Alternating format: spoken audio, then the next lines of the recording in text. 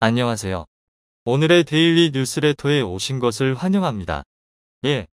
한국의 세계적 경이로운 2. 한국에도 미사일이 있나요? 3. 러시아 중국의 극한 비상사태를 밝혔습니다. 한번 진실을 알아봅시다. 세계 3대 사상가 중 하나인 공자가 동양의 정신세계를 완성시켰습니다. 그는 직접적으로 맹자를 가르치진 않았지만 공자 사후 100년 뒤 맹자는 가장 완벽하게 공자 정신을 실현시킨 인물로 꼽힙니다. 또한 맹자는 교육 환경이 매우 중요하다는 것을 알리며 맹모 삼천지교로도 잘 알려져 있습니다. 그런데 맹자의 고자장에 이런 구절이 나옵니다.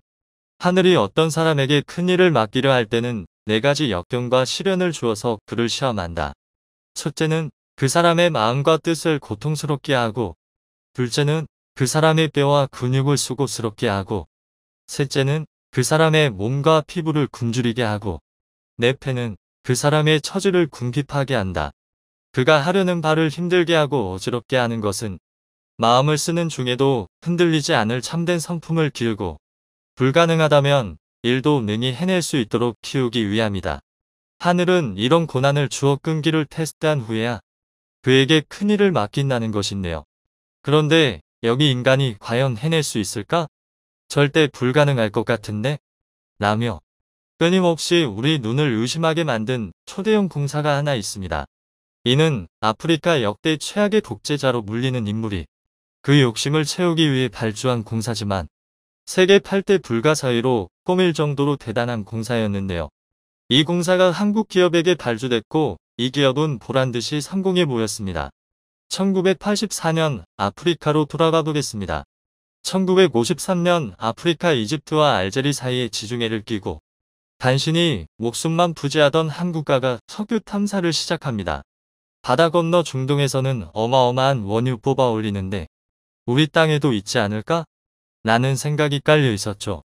그런데 당시 석유를 탐사하라고 내보낸 탐사팀이 아이러니하게도 이 땅 밑에는 석유가 아니라 지하에 어마어마한 물길이 있다는 보고서를 제출합니다. 그 물은 세계에서 가장 거대한 사막 사하라 아래 1만 년 전부터 축적된 대량의 지하수였죠. 물이라고는 찾아볼 수 없는 아프리카 사막 아래에 거대한 물길이 자리하고 있다는 점은 충격적이었습니다. 그 양 또한 어마어마했는데요. 조사에 따르면 이 사하라 지하에 고인 물은 약 35조 톤으로 나일강이 200년 동안 흘려보내는 양과 같았습니다. 그리고 정확히 16년 뒤 1969년 쿠데타로 이 나라를 장악한 남자는 녹색혁명을 꿈꿨습니다. 바로 북아프리카 리비아를 지독한 독재의 늪에 빠뜨린 무아마르 카다피입니다. 육군 장교였던 카다피는 쿠데타로 왕정을 폐지시키고 아람 사회주의 국가를 건립했습니다. 그리고 2011년 축출될 때까지 무려 42년간 리비아를 통치했죠. 그러나 독재의 좀처럼 마음을 열지 않는 국민들의 지지를 얻기 위해 카다피가 선택한 것은 지하강 카드였습니다. 그는 아프리카의 평화를 가져올 녹색혁명을 내세웠는데 이 녹색혁명의 목표는 간단합니다. 1만 년 전부터 사막 아래에 고인 지하수를 끌어올려 해안도시 트리폴리와 벵가즈 등 도시의 식수와 공업용수를 공급해 저주받은 사막의 녹색 물결을 일으키겠다는 것이죠. 사막에서 농사를 짓고 농작물을 자급자족해 배고픈 국민들을 배불리겠다는 원대한 꿈을 품고는 그는 정부 외의 대수로 사업부를 신설하고 특별법까지 제정했습니다.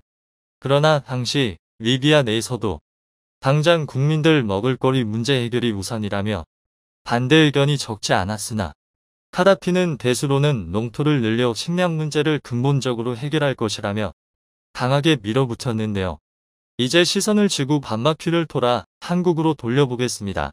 당시 물촉의 나이에 불과하던 한 기업가는 카다피가 리비아에 대규모 공사를 준비하고 있다는 소식을 접하고는 좀처럼 흥분을 감추지 못했습니다.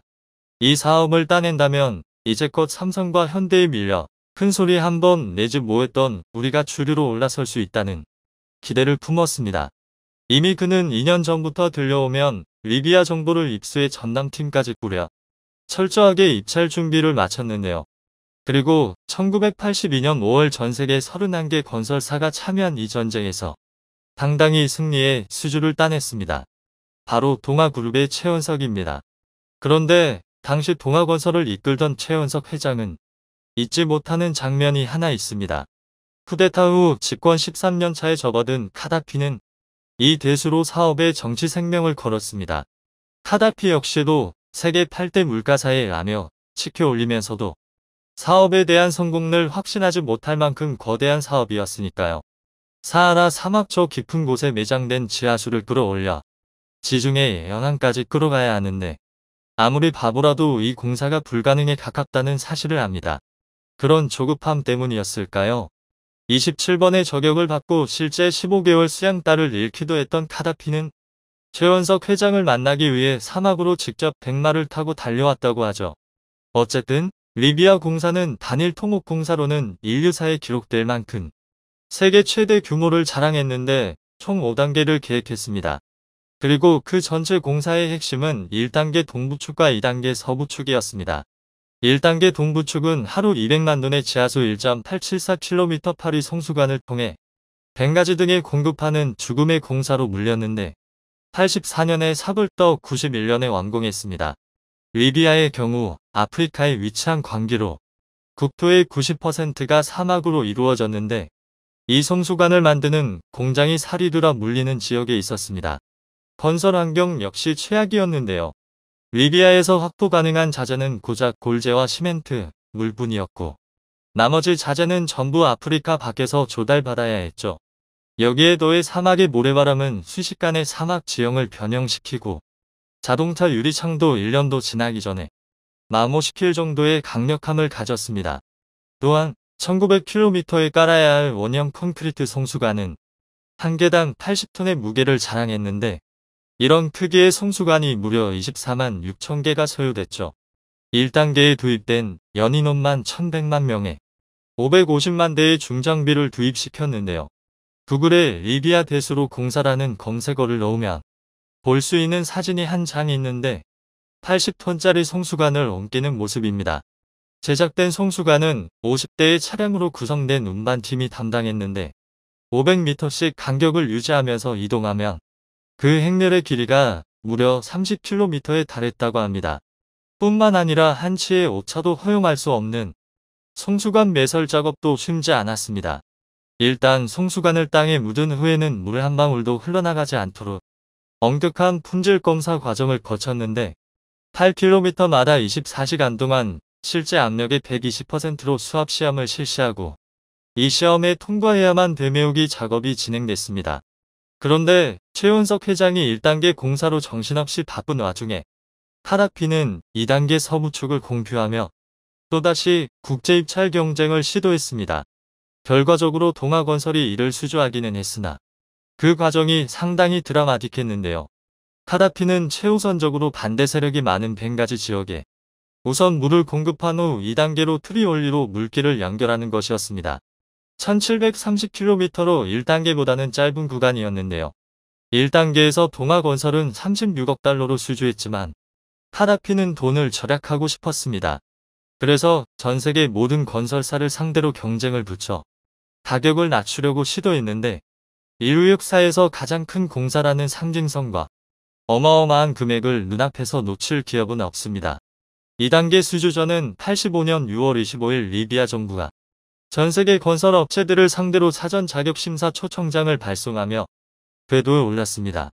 당시 한진, 삼환, 한양, 삼성, 대림, 현대, 대우 등의 한국 기업들을 포함 전세계 모든 대륙에서 21개국 72개 업체가 참여 의사를 밝혔습니다. 사전 심사를 거쳐 최종 입찰 자격이 부여된 기업은 동아, 대우, 현대 등 한국 기업과 프랑스, 영국, 인도에서 각 1개 기업, 프랑스와 소련의 컨소시엄 1개 등 7개로 압축됐는데요. 이 과정에서 카다피는 의도적으로 가격을 다운시키려 수작을 부렸습니다. 협상 우위에 서기 위해 일부러 업체 선정을 3년이나 늦추기도 했죠. 이제 최종적으로 3개 업체가 남았습니다. 프랑스의 듀메즈, 인도의 컨티넨탈 그리고 동아건설인데요. 80년대에 수십억 달러는 큰 돈입니다. 이에 프랑스도 인도도 정부 차원의 로비를 시작했습니다. 우선 프랑스의 경우 서유럽으로부터 정치적으로 고립된 리비아를 위해 국제정치계에서 주류로 올라설 수 있도록 적극적인 외교 활동을 약속했고 인도의 경우 핵무기를 들고 나왔습니다. 리비아에 핵기술을 전해주겠다는 것이죠. 당시 리비아는 1988년 페남 항공기 사건의 배후로 지목받고 있었는데 미국이 사건의 배후라면서 제재를 시작했었습니다. 이에 카다피는 미국이 언제든 침공할지도 모른다는 두려움에 핵개발 카드를 만지작거렸지만 하루아침에 만들 수 있는 것은 아니었습니다. 이 사실을 안 인도가 핵개발 이전을 무기로 들고 2단계 사업 수주를 기대한 겁니다. 카다피는 1단계 공사를 안정적으로 진행 중인 동아건설이 쪽 해줬으면 좋겠다는 생각에 계속해서 최종 가격을 제시하라고 압박했고 인도가 제시한 27억 달러보다 낮게 수주하는 것은 불가능하다는 생각에 결국 수주를 포기하기로 결심했습니다. 그런데 대반전이 생깁니다.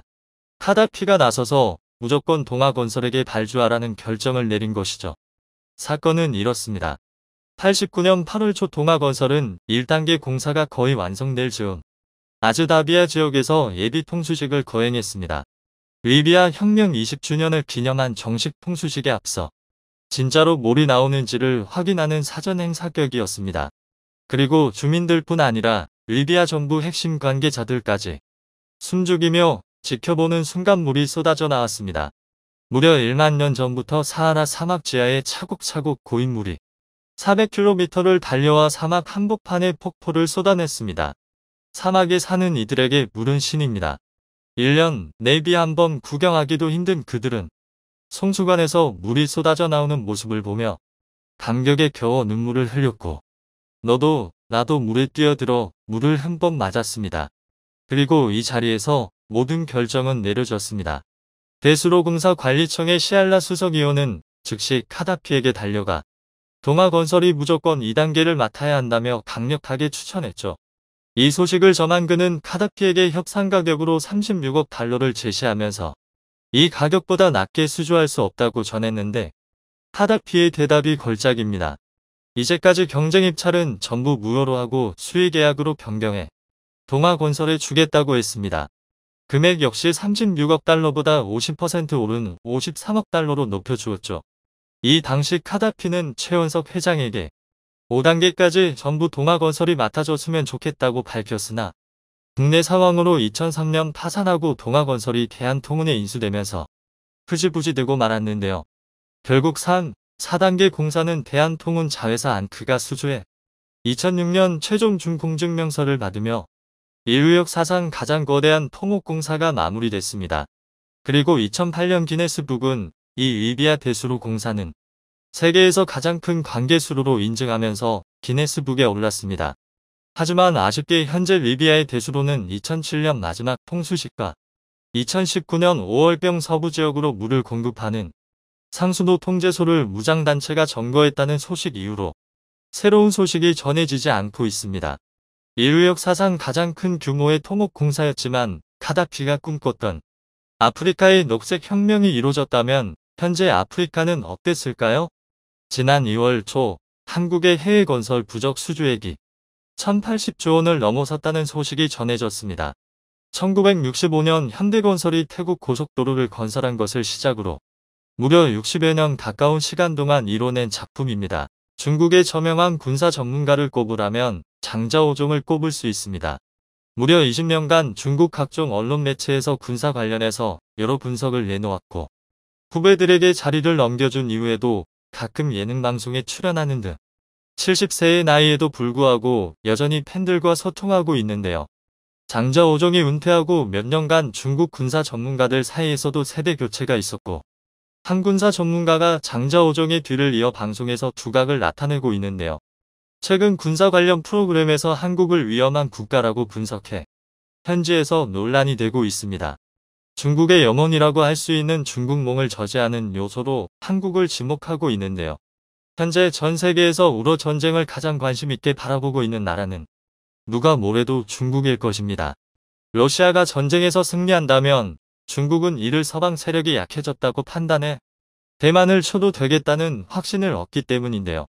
최근엔 미중 패권전쟁, 제로 코로나 봉쇄, 그리고 오는 10월 열리는 20차 당대회 등 굵직한 일이 많았고 대만 봉쇄 훈련 이후 그다지 신경 쓰지 못하고 있는 상황입니다.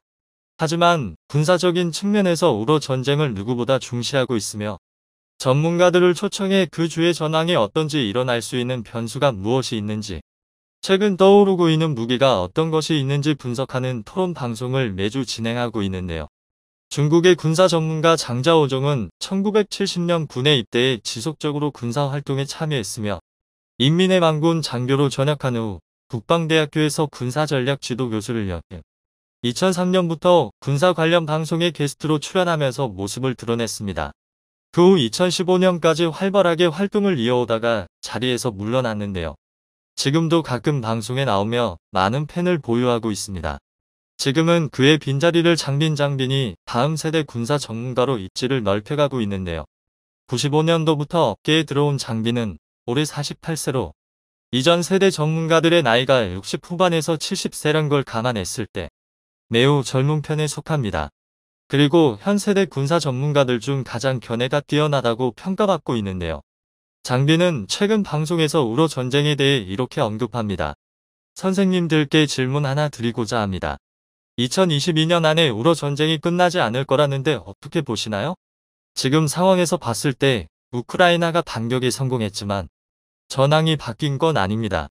현재의 상황과 기후를 봤을 때 겨울이 오면 러시아가 당연히 유리할 수밖에 없습니다. 그러니 전황이 뒤집힐 가능성이 정말 봅니다. 당연히 겨울이 되면 발동이 더뎌지겠죠. 그리고 봄이 돼서야 활발해질 건데요. 하지만 어찌됐든 우크라이나의 가장 큰 문제는 화약이나 무기가 점점 부족해지고 있다는 것이죠. 이런 화약이나 무기는 전부 나토에서 주고 있는데 나토는 지금까지 우크라이나에 무기를 엄청나게 지원해줬거든요. 심지어 독일은 탄약고가 통통 비롯되잖아요. 종합해보자면 우크라이나는 나토에 계속 지원 요청을 해야겠죠. 러시아가 유리해지는 순간이 오더라도 첨단 무기들로 무장하고 있다면 충분히 막을 수 있을 테니까요. 이렇게 중국의 바람은 러시아의 승리에 확신하지 못하는 대답을 내놓았습니다. 분석 내용처럼 무기의 질에 문제가 있다면 천연가스 팔아서 번 돈으로 중국의 무기를 사면 될 거 아니냐는 네티즌들의 반응이 잇따랐는데요. 이 반응도 참 양심이 없는 게 천연자원 자체가 유럽을 견제하기 위해 러시아가 썩혀두고 있던 걸 중국이 헐값에 사놓고 정작 무기를 정가에 팔면 된다는 해결법의 동맹국이 맞나 의심이 갈 지경입니다. 그리고 이 방송에서 한국에 대한 얘기도 나오는데요. 바로 폴란드와 있었던 20조 방산 수출에 대한 이야기입니다. K9, K2표, FA50에 이어 천무 다연장 로켓까지 도입을 검토하고 있다고 하죠. 우크라이나 전쟁의 게임 체인저라 불리는 미국의 MSI 하이마즈를 포기하고 한국에 천무를 도입하고자 하는 것인데요. K239 천무 다연장 로켓포는 구식 K136 구령 시스템을 대체하고 한국 포병의 능력을 향상시키기 위해 만들어졌습니다. K136 구령 대비 사거리와 화력, 정확도가 비약적으로 상승하여 군단급 정찰 무인기와 더불어 군단 작전 반경을 획기적으로 늘린 체계로 평가받습니다. 천무는 탁월한 엄지 돌파력이라는 장점을 지니고 있는데요. 하이마즈가 우크라이나에서 큰 활약을 벌이고 있는 것은 평지였기에 가능했다는 분석이 나온 만큼 평지 전용 차체의 한계로 인해 산지가 많은 우리나라나 폴란드에서는 운용의 애로사항이 많습니다. 그리고 KTS-SM으로 불리는 400mm-600mm 전술지대지 유도 무기까지 조만간 천무에 통합될 것으로 보이는데요. KTS-SM은 무려 290km의 사정거리를 자랑해 한국판 어택주로도 유명합니다. 마리우스 부아슈차크 폴란드 부총리 겸 국방부 장관은 현지 매체인 폴소키 타임즈와의 인터뷰를 통해 K239 천무 다연장 로켓의 잠재적 도입 및 공동개발까지 한국과 논의 중이라는 이야기를 꺼냈는데요. 여기서 부어슈차크는 모든 분야의 장비에 관심을 보이고 있다고 말하며 천무 도입이라는 결정까지 도달한 경과에 대해 간략하게 설명했습니다. 당초 폴란드는 미국의 하이마즈를 주문했지만 미국이 이런저런 핑계를 대며 넘겨주기를 주저해 여태까지 한 대도 인도받지 못했죠. 미국은 폴란드 대신에 당장 화력이 필요한 우크라이나에 하이마즈를 제공했고 거기서 하이마즈가 엄청난 활약을 하는 모습을 본 폴란드는 더욱 조급해졌습니다. 전쟁이 길어지며 미국으로부터 하이마즈를 받을 수 없을 것이 거의 확실해지자 폴란드는 하이마즈를 대체할 무기가 필요했고 그 무기로 한국에 천무만한 게 없다는 결론에 이르러 주저할 틈도 없이 곧바로 천무 계약까지 논의한 것입니다. 부하 슈차크가 천무의 이야기를 하면서 우크라이나 전쟁에서의 다연장 로켓포의 위력을 언급한 것은 실제로 하이마즈 때문에 전쟁의 양상이 크게 뒤바뀌었기 때문입니다. 이처럼 폴란드가 한국 무기를 국내분 생산량까지 싹 쓸어가려 하는 건데요. 그 외에도 그리스, 중동, 노르웨이, 호주 등 수출 계약이 끊이지 않고 있죠. 과도하게 늘어난 물량을 맞추기 위해 현대 로템 역시 경무를 감당하기 위해 전 분야에 걸쳐 대규모 채용을 시작했는데요. 이런 상황을 장비는 이렇게 분석합니다. 한국에 대해 이야기하셨는데요. 배후에는 미국이 있다고요? 한국을 끌어들인다는 게 어떤 얘기죠? 서방 국가 대부분의 일은 미국 주도하에 이루어집니다. 우크라이나에 원조하거나 각 나라에 원조하는 대부분이 미국의 협조하에 이루어진다고 봐도 무방하죠. 여기에 한국이 참여하는 건 이상한 게 아니에요. 다만 적극적으로 관여하지 않은 거예요. 직접적인 무기 원조가 이루어지지 않은 거죠. 하지만 정권이 바뀐 후로 미국과 더 가까운 사이가 되었잖아요. 그럼 어떻게 되겠어요? 미국 따라서 우크라이나를 토끼내야겠고 그렇다고 마찰을 일으킬 수도 없고 그렇다면 우회에서 액션을 취해야겠죠? 무기를 가지고 있지만 우크라이나에겐 안 주겠다. 야, 너 지금 우크라이나에 다 줘서 물량 없잖아. 그니까 나한테 사자. 대신 나랑 우크라이나 엮지 마. 이응키읔? 이런 식으로 러시아와도 척지지 않으려는 거예요. 아주 영악해요. 결국 뭐겠습니까? 한국은 시도 새도 모르게 우러 전쟁에 관여하고 있었던 거예요. 이건 미국도 예의주시하고 있을 겁니다. 예전에 일본이 미국 편으로 돌아섰을 때도 한국의 특수성 때문에 미국은 불안할 수밖에 없었어요. 일단 일본이 한국을 엄청 무시했었어요. 한국 약하다고. 그리고 한국이 미국과 친했던 이유는 자국의 생존 때문이었죠. 이젠 미국 입장에서도 머리 아플 겁니다. 전체적으로 한국의 국방력이 상승했다는 것과 동시에 미국이 서방의 군사력을 통제하고 있었는데 한국이 유럽에 수출하면서 이젠 그럴 수 없다는 거니까요. 이렇게 미국도 이젠 한국의 방산 기술을 고려 대상에 넣어야 하는 만큼 더 이상 과시할 수 없다고 했는데요. 해당 방송을 본 시청자들은 한국군이 그렇게 세다고? 믿을 수 없어. 한국이 미국만큼은 아니어도 최대 방산 수출국은 맞는 것 같다. 라며 우려를 표하기도 했습니다. 그런데 걱정되는 게 하나 있습니다. 앞에서 설명드린 대로 폴란드를 포함한 해외 각국에서 무기를 싹쓸이 해가고 있는 상황인데요. 특히 폴란드의 통큰 구매는 폴란드 국민들조차도 20조라는 금액을 감당할 수 있는지 우려의 목소리를 내고 있는데요. 하지만 폴란드 정부와 국방부는 한국에 대해 의아할 정도로 확고부동한 신뢰를 보내주고 있습니다. 얼마 전엔 아예 4세대 주력 전차 K3를 공동 개발하자는 제안까지 해왔죠. 한국에서는 이젠 폴란드가 무슨 생각을 하는 건지 알 수 없어 무섭다는 소리까지 나오고 있는데요. 이렇게 한국이 우회 루트로 우크라이나를 원조함과 동시에 세계 각국의 무기가 한국식 첨단 무기로 교체되고 있습니다. 미국의 계약 지원의 빈틈을 파고든 마케팅이 먹히면서 한국 무기가 알려지고 그 기술력을 인정받고 있는데요. 이렇듯 시장 경쟁력을 만드는 것은 결국 뛰어난 기술력과 신뢰입니다. 폴란드가 한국과 한국 무기를 이렇게까지 집착하는 이유도 이것 때문이죠. 한국과 한국 무기가 오늘날의 드높은 명성을 얻게 된 것은 모두 이 기술자분들의 공이라는 것을 우리는 잊지 말아야 할 것입니다. 푸틴이 결국 실성한 듯 합니다. 미사일 재고가 바닥이 나자 이제는 자폭형 무인기를 날려 민간의 막대한 피해를 야기시키고 있는데요. 역시 머리 벗겨진 시진핑 푸틴답습니다. 지난 14일 우크라이나 수도 키이우 상공에 기괴한 소음을 내는 비행 물체가 건물 사이로 떨어졌고 그 자리에서 굉음과 함께 폭발하였습니다. 이는 러시아가 우크라이나로 발사한 자폭형 무인기인 것으로 드러났는데요.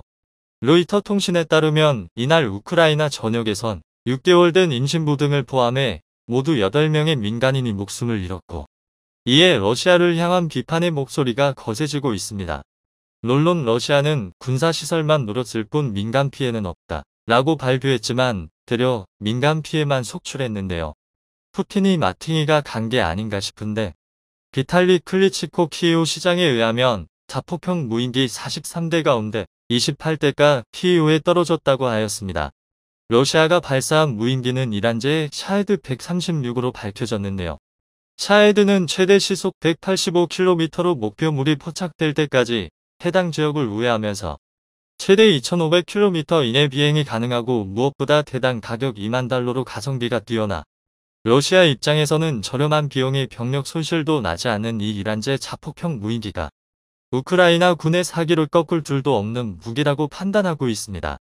이란은 우리는 러시아에 무인기를 공급한 적이 없다라는 입장을 밝혔지만 현지에서 파괴된 기종의 잔해를 통해 분명한 이란제 무기임이 드러나는 상황이고 여기에 최근 들어 무인기 교관까지 러시아로 파견했다는 보도가 나오면서 가뜩이나 부정적인 국제사회로부터의 비판을 피할 수 없게 되었습니다.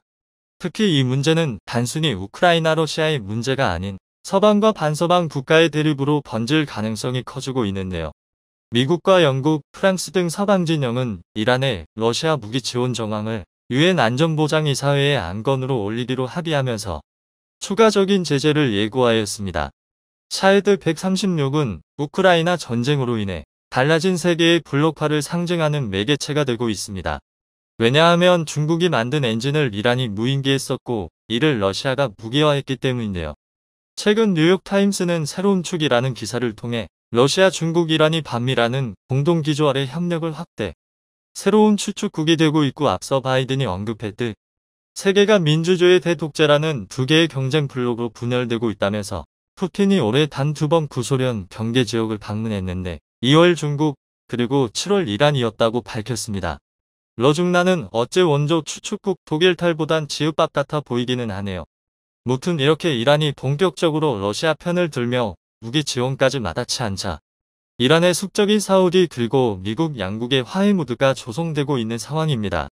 적의 적은 친구라고 하죠? 최근 미국은 이란의 무인기 및 탄도미사일 위협에 대응하기 위해 사우디아라비아에 무기 성능 실험장을 개설할 예정이라고 밝혔습니다. 사우디와 이란은 같은 무슬림이지만 이란은 시아파 교도인 반면 사우디는 수니파 세력이 지배적으로 이러한 교파 차이는 수십 년 넘게 이어진 불화를 더욱 악화시키고 있습니다. 특히 사우디의 직접적인 공격까지 가행하는 후티 반군을 이란이 적극적으로 지원해주고 있어 사실상 사우디는 이란과의 전쟁을 치르는 중이라는 말까지 나오고 있는 상황인데요. 이란은 전 세계에서 유일하게 후티를 예멘의 합법적인 정부로 인정하면서 대한미사일, 대전차 미사일, 휴대용 지대공 미사일은 물론 순항미사일 거기다 탄도미사일까지 반군이 쓰기에는 많이 과한 무기들을 지원해주고 있습니다. 사우디 유전 시설 공격에 사용된 후티의 순항미사일은 유엔 조사를 통해 이란산이었음도 드러나기도 했죠.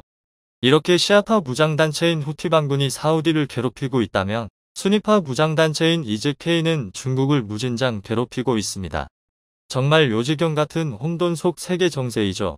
이제 K 호라산은 최근 호라산의 소리를 통해 중국 내 소수 민족인 신장 위구르족 무슬림에 대한 인권 탄압과 중국의 패권주의를 비판하면서 시진핑의 중국몽은 중국 제국주의의 백일몽에 불과할 것이고 중앙아시아, 아프리카 등지의 1대1로 프로젝트를 위협하겠다는 뜻을 밝히면서 시진핑의 등허리에 식은땀이 흐르게 만들었습니다.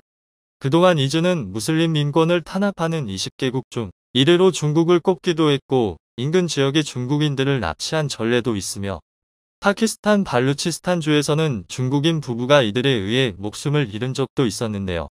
발루치스탄주는 중국이 570억 달러를 투입해 도로와 항만을 구축하는 중국 파키스탄 경제회랑의 핵심 지역입니다. 호라산은 중국에 대해 굉장히 차분하고 정확한 분석으로 팩폭을 날리고 있습니다. 중국은 서방과 달리 소프트파워도 약하고 대미 글로벌 경쟁, 주변 국가의 지역적 경쟁 구도로 인해 글로벌 패자가 되기에는 한계가 있다. 글로벌 패권에 유리한 문자적 이점도 없다. 겁쟁이 중국은 서방과 이즈를 동시에 맞설 배짱이 있겠냐.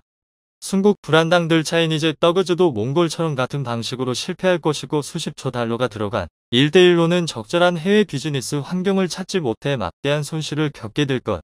아니, 무기로는 근본 없는 폭력을 가하면서 말로는 숨도 안 쉬고 팩폭을 가해 중국 명치가 멍든 상황인데 이렇듯 현재 우리 지구에는 우크라테 러시아, 사우디 대 이란, 미국 대 중국 이즈 대 공산다. 이라는 정말 세계관 최고의 싸움이 지금 벌어지고 있습니다. 전문가들은 현 시기를 이미 도래한 신냉전이라고 표현하는데요. 과거 냉전이 6.25 전쟁을 거치며 세계 질서로 구축된 것처럼 신냉전도 우크라이나 사태를 통해 체제화되어 가는 중이라는 것인데, 여기서 한국은 민주주의 서방 진영의 최대 무기 공급처로 급부상하며 엄청난 외교적 영향력과 거기에 경제적으로도 역대 최고의 방산 실적을 달성하고 있는 중입니다. 이렇게 말씀드리면 무기 팔아서 돈 벌면 좋냐? 한국이 전쟁을 부추기는 꼴인데? 라고 말씀하실 수 있겠지만, 평화는 전쟁을 억제할 수 있는 강력한 힘에서 기반하듯 한국산 무기체계는 오히려 전쟁을 억제할 카드가 될 것이라 생각됩니다. 또한 현재 첨단 무기를 필요로 하는 국가들이 수두룩 빽빽인 상황에서 한국이 안 팔면 어떻게 해서든 다른 국가들이 팔 텐데, 전세계 가장 뛰어난 생산 능력을 보유한 한국이 물들어올 때 노져야죠. 일본과 중국 거기다 북한까지 한국 무기 수출을 비판하며 국증서를 발급하고 있으니 한국이 아주 잘하고 있는 걸로. 특히 이번 우크라이나 전쟁에 투입된 드론이나 사우디 석유시설을 공격한 드론 등 무인기의 위험성을 깨달은 세계 각국은 대공 방어망 구축에 사활을 걸고 있는 상황입니다. 이에 한국의 대공 방어 무기 체계 역시 주목받고 있죠. 최근 중동 최대 국제방산 전시회 WDS 2022에서는 한국 한화디펜스와 LIG-넥스원, 풍산 등 국내 방산업체들이 사우디아라비아 정부와 대규모 방산 계약을 체결하였고, 이날 전체 계약 금액 70억 리알 중 절반에 육박하는 규모 30억 리알 1조를 한국이 따내면서 화제가 되었습니다. 당시 한화 관계자는 사우디 국방부와 방산 계약 관련 세부 내용을 일절 공개하지 않기로 합의했기 때문에 수출 품목은 공개할 수 없다고 밝혔으나 방위사업청 국방기술보호국 공개 정보를 통해 사우디 수출용 천무 발사대 기술 이전이 이루어진 것이 확인되면서서 1조 원가량의 천무 미사일이 수출되었다는 사실을 알 수 있었는데요. 또한 한국형 대공포 비호복합도 수출 협상이 진행 중으로 국제방위산업 전문 매체 택티컬 리포트에 따르면 사우디 국영 방산업체 3위가 한국 하나그룹과 합작 투자회사 설립하여 BOE를 공동 생산하기로 합의하였다고 하였습니다. BOE는 한국군 K-30BO와 이름만 같을 뿐 머리부터 발끝까지 다른 최첨단 방공 시스템입니다. 전문가들은 방공 시스템이 아니라 전투 시스템이라고 부를 정도로 만능 전투 장비라는 평가가 있는데요. BOE 주포는 공중 폭발탄을 사용할 수 있는 40mm 기관포이며 모듈화된 미사일 무장 시스템도 갖추고 있고, 포탑 좌우에 각기 다른 미사일 발사대를 장착할 수 있어 스팅 어신궁 등 단거리 지대 공미사일은 물론 헬파이어 스파이크 형군 같은 대전차 미사일도 운영할 수 있습니다. 여기에 첨단 운동 위상 배열 레이더 이사 레이더와 전자광학 추적 장치 어티즈피 등 복합 센서를 적용해 적 항공기와 헬기뿐 아니라 드론과 순항 미사일도 요격할 수 있습니다. 차후 주포를 레이저 무기로 교체할 수 있는 확장성까지 갖춰 현존하는 세계 최강 적어도 방공 시스템이 될 전망이죠. 사우디뿐만 아니라 전세계 모두가 필요로 하는 이런 우수한 무기 체계를 합리적 가격에 그리고 앞뒤 일정에 맞춰 제공할 수 있는 나라는 사실상 한국이 유일합니다. 작은 소총에서부터 기갑 차량 전투기군함 잠수함 미사일까지 사실상 모든 무기 체계의 독자적인 기술력을 가지고 있는 나라가 한국이죠. 국내 제1호 방위사업학 박사인 최기일 한국방위산업연구소장은 국내 언론과의 인터뷰에서 한국이 미국에 이은 세계 2위의 방산 강국이 될 것이라고 밝혔습니다. 최기일 소장은 이미 한국산 무기는 글로벌 방산 시장에서 매력적인 가격과 우수한 무기 성능이 입증된 바 있듯 구매국 요구에 맞춘 종합 군수 지원과 더불어 정부 지원 정책 등이 수반되면서 압도적인 경쟁 우위를 갖추게 되었으며, 현재 휴전 중인 분단 국가로서 실전에 즉각 투입될 수 있는 재래식 무기 체계의 대량 생산이 가능하다는 점과 지속적인 성능 개량 팁 사업 추진으로 품질과 성능 두 마리 토끼를 모두 가져 방산 수출에 큰손이 되고 있다고 하였습니다. 그러면서 올해는 역대 최고치인 200억 불을 넘길 것으로 예측되는 상황인데, 우크라이나와 전쟁 중인 무기 수출국 2위의 러시아는 부족한 무기 수요를 자체 충당해야 하는 상황인데다 최근 5년간 방산 수출 실적과 글로벌 정세, 국제 방산 시장 등을 고려해 전망해보면 한국 방위산업은 급격한 양적 확대와 질적 성장을 바탕으로 내년 세계 2위 반열에 오를 것이 확실해 보인다고 하였죠. 그러나 반서방진영의 대장벽인 중국은 오히려 한국 무기 수출로 한국산의 한계가 드러났다며 말도 안 되는 소리를 하고 있는데요. 그건 메이드 인 차이나겠지. 최근 19일 중국 매체 소우의 한국 무기의 폭발적 수출, 중국에는 어떤 영향을 미칠까는 기사에 따르면 자체적인 핵심 무기 기술이 부족한 한국은 그저 더 많은 조립과 저렴한 노동력을 제공할 뿐이고 그 과정에서 하청업체로 환생한 한국은 많은 돈을 벌어들이고 있다고 하였습니다. 한국이 아시아 최고 인건비를 달성한 게 언제적 이야기인데 아직도 저런 근거 없는 소리를 하는지 모르겠습니다. 또 한국 무기 체계의 국산화율은 전 세계를 비교해도 상위권에 속하는데요. 국방 예산 1천조를 쏟는 미국조차도 상당수의 부품, 공정, 기술을 타국과 협력하고 있는데 국제 왕따인 지들이나 어쩔 수 없이 국산화해야 하는 거겠죠. 그러면서 한국의 목표인 세계 방산 4위에 도달할 수 있을까? 라는 질문의 대답은 분명히 아니오다라고 하였습니다. 매체는 현재 세계 4위인 중국에 비해 한국 무기 판매는 아직 한참 뒤처져 있어 여전히 추월하기 힘들고 비슷한 제품군의 경쟁력이 떨어지는데 일례로 중국의 자주포와 한국의 자주포는 많은 부분에서 유사하여 강력한 경쟁을 형성하고 있다고 하였습니다. 그 자주포라면 혹시 쏠 때마다 위아래 흔들린다는 PLZ-0를 말하는 건가? 미친 건가? 역시 중국이 그렇다면 아닌 거다. 한국의 무기가 전 세계에서 호평받고 팔리자 중국이 견제하는 게 딱 느껴지는 상황이네요. 한국은 평화를 위해 무기를 팔고 중국은 무기를 위해 평화를 판다. 영상이 도움이 되셨다면 구독과 좋아요 부탁드리며 오늘도 감사합니다. 최고로 멋진 하루 보내시길 바랄게요.